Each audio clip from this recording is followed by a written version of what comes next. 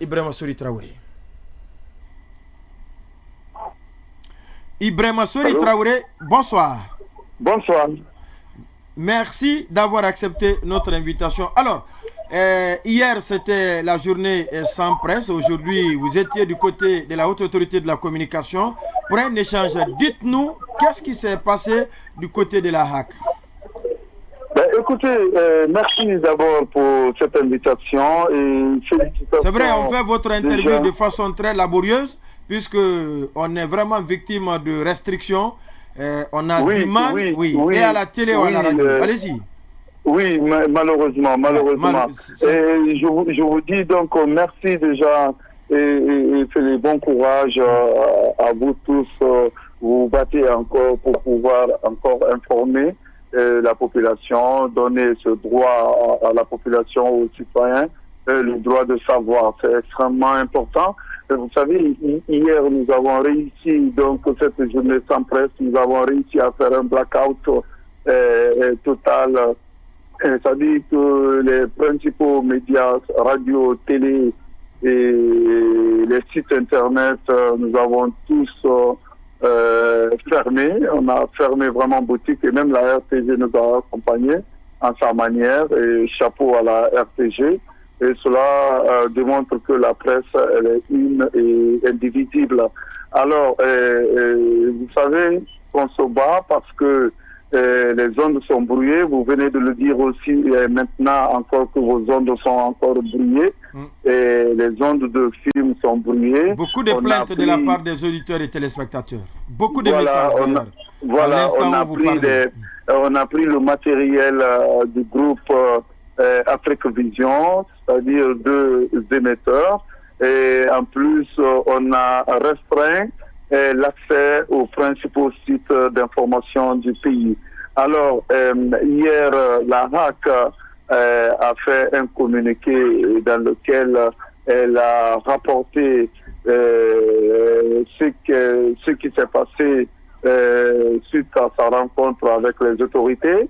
Et grosso modo, les autorités disent qu'elles n'y sont pour rien et que de toute façon, qu'elles s'engagent encore à respecter la liberté de presse, la liberté d'expression, ainsi de suite. Mais elles voudraient aussi que les journalistes respectent l'éthique et la déontologie, voilà, ainsi de suite. Alors nous avons dit qu'on ne peut pas nous opposer à cela. Il ne s'agit pas de ça comme question, c'est pas une histoire d'éthique et de déontologie.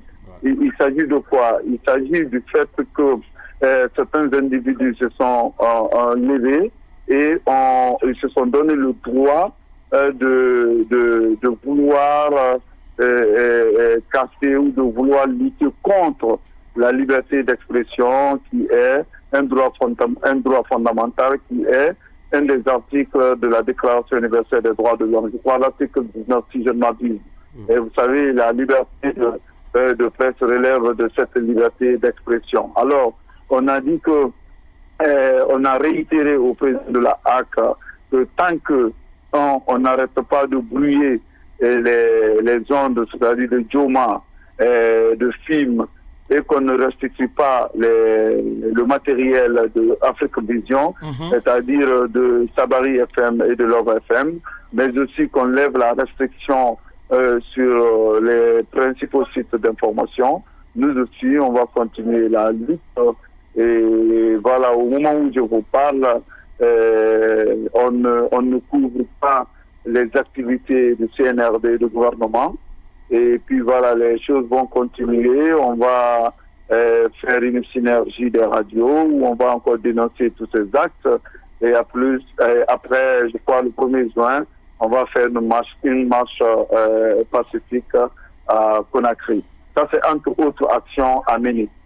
Oui, mais est-ce que vous êtes satisfait de l'attitude, du comportement de la HAC? Est-ce que vous pensez que la HAC est suffisamment prête à accompagner les professionnels de médias par rapport à ce qu'ils traversent aujourd'hui comme sérieuses difficultés sur le terrain?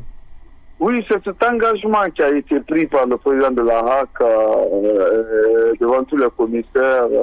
Et donc la HAC va essayer de jouer un peu la courroie de transmission entre nous et les autorités. Et nous avons suggéré à la HAC qu'elle mette en place un petit comité qui puisse constater les faits. Et la HAC, comme ça, elle va pas tout juste être neutre entre questifs et être entre les deux parties qui s'accusent mutuellement. Comme ça, la HAC elle-même va fonder, je veux dire, son jugement sur des faits. Et voilà, de toute façon, voilà, elle pourrait dire aux autorités, oui, voici ce que les journalistes vous reprochent, voici ce que les médias vous reprochent, mais voici ce que nous aussi, nous avons constaté sur le terrain. Et de toute façon, le président de la HAC dit qu'il va se battre pour qu'il y ait une sortie de crise.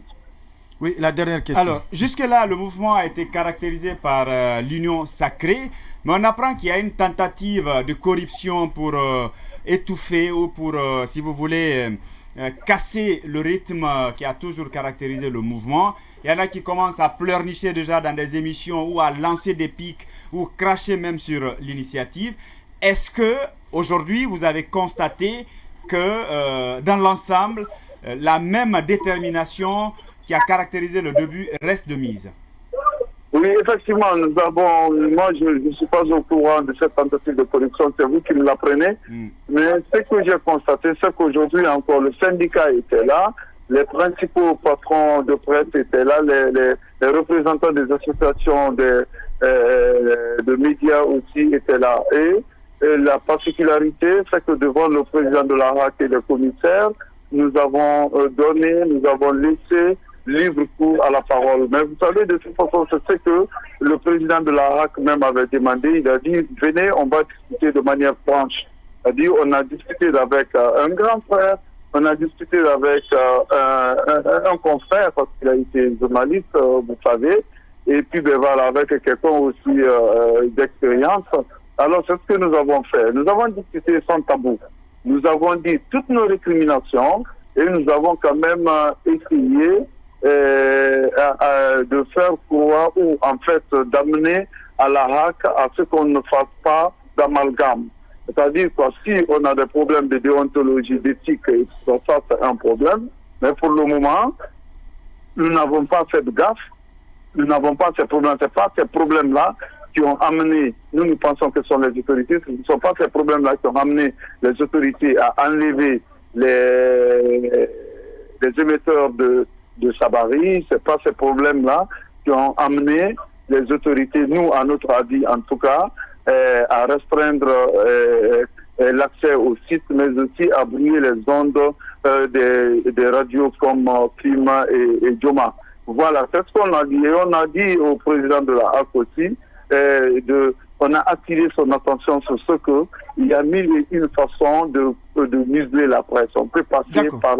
Alors, qu'en est-il de la rencontre de demain avec l'autorité de régulation des postes et télécommunications, l'ARPT? Bon, pour le moment, la décision n'a pas été prise pour aller le rencontrer, pour le moment. Pour le moment, je ne peux pas vous dire exactement ce qu'il y en est, mais je crois qu'il n'a pas été dit au comité d'aller le rencontrer. Vous savez, cette lettre a été adressée directement à l'UCLG.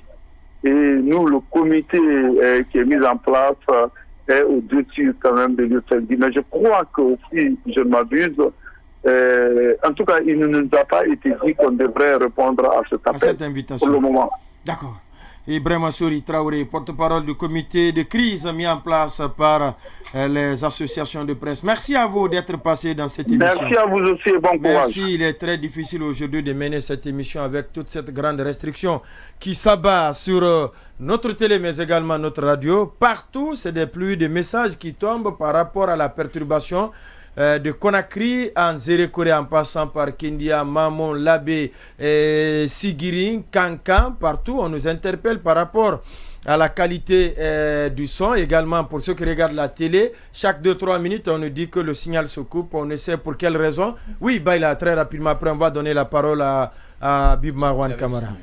Non, j'avais pas fini, je voulais terminer justement mon propos sur la question justement de la HAC qui est effectivement au cœur aujourd'hui de cette question en tant que régulateur. Et vous savez, le régulateur, je pense que la HAC est peut-être aujourd'hui entre deux feux.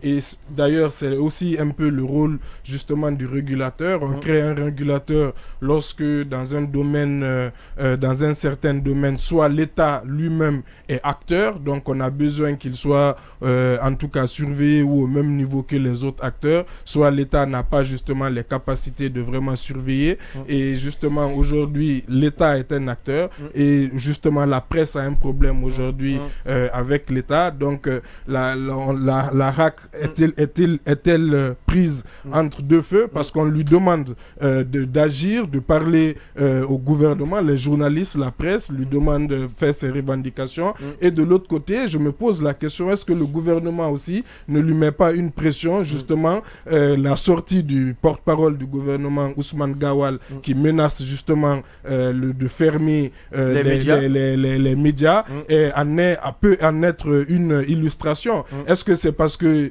le gouvernement justement estime que la HAC n'a pas la main assez dure que justement même si soit dit en passant que la fermeture des médias relève plutôt de la HAC que du gouvernement. C'est ce que je suis en train de dire. C'est justement ce que je suis en train de dire. Et si le gouvernement justement se permet, le porte-parole dit qu'ils vont fermer à la place de la HAC, est-ce que c'est pas aussi pour mettre une pression ou bien le gouvernement estime que la HAC n'a pas assez la main dure, alors que comme je disais de l'autre côté aussi, beaucoup d'organes de presse estiment que la HAC ne défend pas assez les journalistes, mais est plutôt prompt à les ramener. Parce qu'Ibrahim Sory l'a dit tout à l'heure, c'était une rencontre de vérité où chacun vraiment a dit ce qu'il pense être la vérité. Et heureusement la HAC a compris les choses comme ça. Mais par rapport à la fermeture des médias, effectivement le président Yassine a évoqué le sujet, mais même dans sa défense, en réalité, il donne raison en partie à ce que vous venez de dire tout à l'heure. Il fait remarquer quand même ce qui est pertinent de toutes les façons. Il fait remarquer que la loi a évolué parce qu'on disait qu'avant, Martine, qui était pourtant du RPZ, a réussi à tenir tête à Alpha Condé. À l'époque, pourquoi Yassine... Cela lui a valu ce que ça lui a valu. Ça a été dit aujourd'hui. Ça a été dit. Mais en réaction à cela, le président Yassine fait remarquer quand même qu'à l'époque, la loi disait qu'effectivement, c'est la HAC, c'est le CNC qui retirait les agréments, la fréquence. Mais aujourd'hui, la loi, vous savez, elle a évolué sous le ministre Amara Somparé. Désormais, c'est au ministère de l'Information. Donc, c'est bel et bien au gouvernement de retirer l'agrément. Sauf que le même Yassine, la loi qu'il a citée, il ajoute que la même loi ajoute que le gouvernement, en le faisant, demande l'avis de la haute autorité de la communication. Mais on n'est même pas à ce niveau. On n'est pas au niveau de retrait de licence. Le truc, ce qui est en jeu, c'est le brouillage des radios non assumées d'ailleurs. Parce que si c'est officiel, là on peut comprendre. Et là aussi, ce n'est pas comme ça on ferme une radio. Il y a une procédure qui se fait là-dessus.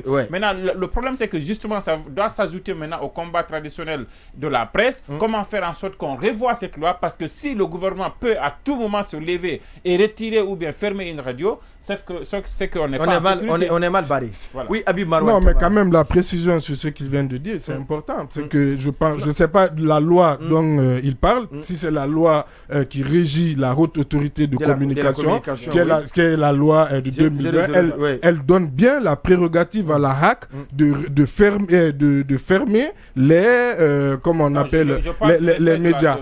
Non, même les retraits, le retrait. On parle de retrait de l'agrément, pas la fermeture des médias, d'un site internet. La suspension, l'interdiction. On n'est plus avec la L003, on est avec la L017. Je pense qu'avec. Bien entendu. On me fait signe que c'est la Guilab, la Guinéenne de la large bande, qui coupe le lien de temps à autre. Et cette autre société, bien entendu, qui a atterri le câble sous-marin dans notre pays, qui gère plutôt le câble sous-marin. La Guilab. Voilà, la Guilab. Vous savez, moi je suis... C'est pitoyable, notre pays est en train de reculer la liberté de la presse, elle doit être sauvegardée ad vitam aeternam. Non, je pense que ce n'est pas regrettable, ce n'est pas quelque chose de triste. Ah bon? Tout ce que nous subissons là? On mérite notre sort. Nous sommes un peuple... Il faut avoir le courage. Non, on est un peuple hypocrite. Non, peuple ça je ne vous permets pas. Accommodant. Quand je dis accommodant, d'accord. Quand je dis hypocrite, non, pas du tout. C'est lorsque il y a... Non, quand on parle de l'hypocrisie, ce n'est pas de façon collective. Il faut voir les gens ceux aujourd'hui... qui le sont, c'est... Ils le sont. Donc je parle de cela. Mais lorsque dans une société où le plus grand nombre, c'est quand même... s'accommode, il faut pas quand même pleurer le sort de ce peuple. Je suis satisfait et triste. Pourquoi triste? Vous savez, une journée sans presse. Oui, satisfait et triste. Oui. Pourquoi triste? Une journée sans presse, où on entend que la caméra, pour une fois, a fermé l'œil, où on entend pour une fois que la parole s'est tue, où on entend une fois que la plume s'est asséchée, ce qui veut dire il n'y a pas d'écrit, que la caméra qui sert à visionner, à prendre des images, à fermer l'œil comme on appelle l'objectif. Il faut craindre dans ce pays parce que selon notre histoire, ou en se basant sur les faits, jamais de notre parcours la Guinée n'avait atteint ce niveau. C'est une première. Ouais. Dans le passé, il y a eu certainement des différends entre l'État et des associations de presse, entre l'État et certains journalistes. Mais aller jusqu'à fermer l'œil, aller jusqu'à aller jusqu'à se taire, aller jusqu'à arrêter d'écrire, je pense que cela en dit long sur aujourd'hui le rapport difficile entre la junte au pouvoir, à travers son gouvernement belliqueux, qui est devenu aussi par le temps arrogant, et les associations de presse. Mais on sait tous que la transition n'est pas une période verte pour les libertés. C'est la période la plus sombre, où toutes les libertés sont au rouge, où on siffle tout le monde hors jeu. C'est en cette période qu'on instaure véritablement la dictature, voire même la tyrannie. C'est en période de transition. Pourquoi je dis je suis satisfait? Satisfait parce que je suis comblé de joie. Je pensais qu'on était dans cette presse où on se regardait en chien de faïence, où il y avait des rivalités affichées. Mais avec cette journée, avec cette menace qui plane au-dessus de tout le monde, on a pu quand même surmonter nos divergences. On a pu taire nos contradictions pour faire face à l'essentiel. Et cet essentiel, c'est bien entendu la défense de nos libertés, c'est la défense de nos droits, mais surtout, c'est accepter qu'aucun régime aujourd'hui ne peut piétiner, ne peut bafouer ce qui a été acquis de façon courageuse et de façon assumée. Les années 2005, la plupart de ces ministres, certains étaient quand même sous le banc. À l'époque où les anciens se donnaient au canon pour que la liberté de la presse soit une réalité. Ouais. Mais aujourd'hui, malheureusement, ces jeunes qui étaient sur le banc, qui ont étudié toutes les formes de démocratie, qui ont quand même connu toutes les formes de liberté, soit ceux qui aujourd'hui sont en train de tuer les libertés. Je pense que c'est dommage. C'est dommage, mais on a prouvé que nous, en tant que journalistes, on peut taire nos divergences, on peut surmonter tout ce qui est handicap en notre sein pour essayer de sauver cette liberté. Parce que je vais vous dire aujourd'hui, c'est le seul rempart sous cette transition. La presse, vous avez vu, les acteurs politiques, aujourd'hui, personne ne l'ouvre, personne ne prend la parole. Bien entendu. Vous prenez les acteurs de la société civile, personne aujourd'hui ne prend la parole. Mais si vous voyez aujourd'hui, le seul rempart, le seul rempart, la seule digue face à cette montée en puissance de cette eau, de l'eau, qui est en train de menacer les côtes, donc les côtes de la démocratie, qui risquent d'être englouties naufragées par les vagues de la dictature, c'est la presse qui résiste. Je dis chapeau à toutes ces associations de presse, je dis chapeau à tous ces patrons de presse qui ont quand même accepté de taire les divergences et de faire face à l'essentiel. Mais ce qui m'inquiète davantage, c'est le silence du gouvernement. Comment expliquez-vous, après près de 48 heures, qu'il n'y ait aucun communiqué officiel, qu'il n'y ait aucune réaction? Le gouvernement se cache derrière la HAC pour aller certainement ramener les journalistes à la raison. Et d'ailleurs, quand vous lisez le compte rendu de la rencontre, parce que moi je n'appelle pas ça un communiqué, c'est un procès verbal de la rencontre entre la HAC et les autorités, c'est pour porter la responsabilité aux journalistes. C'est pour dire que nous sommes fautifs. Et ça, en tout cas, il y a un extrait de Ousmane Gawad Diallo qui tourne il ne faut pas laisser cela passer. Dans lequel extrait il est en train de justifier tout ce qui a été dit, tout ce qui a été fait par le gouvernement. Il estime que les médias n'ont pas compris, mais au fur et à mesure, les médias comprendront et ils sauront revenir à de meilleurs sentiments. On pensait que c'était un cas isolé. La déclaration de Ousmane, c'était de façon isolée. Ouais. On a compris que c'est une position commune. C'est aujourd'hui la position qui est partagée par tous les membres du gouvernement. Ouais. À ce niveau, je voudrais qu'on déclare tout le gouvernement de Bernard Gomou ennemi de la presse. Certainement, on va mettre de côté le CNRD, parce que jusque-là, le CNRD est resté à l'écart de tous ces problèmes. Il vient de retrouver Baïla Amadou Traoré, l'article en question, la loi qui régit donc le fonctionnement de la Haute Autorité de la Communication, en son article 52. Il dit quoi, l'article 52? Laquelle des lois? La loi de 2020, la loi de 2020 sur la Haute Autorité de la Communication. Précisément la loi du 3 juillet